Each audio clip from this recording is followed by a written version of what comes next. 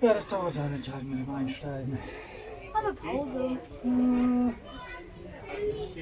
Pause kann man das ja nicht nennen. Pause ist, wenn ich mich in Ruhe hinsetze und dann entspannen kann. Hallo? Aber dann ist auch was hat er hier? Was ist das hier?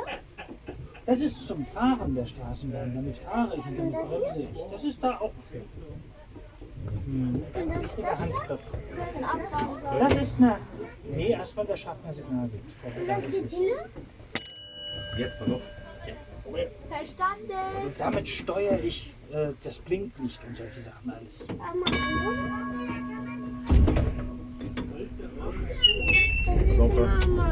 Mama sitzt hier vorne. Da war da will ich auch jetzt verändern.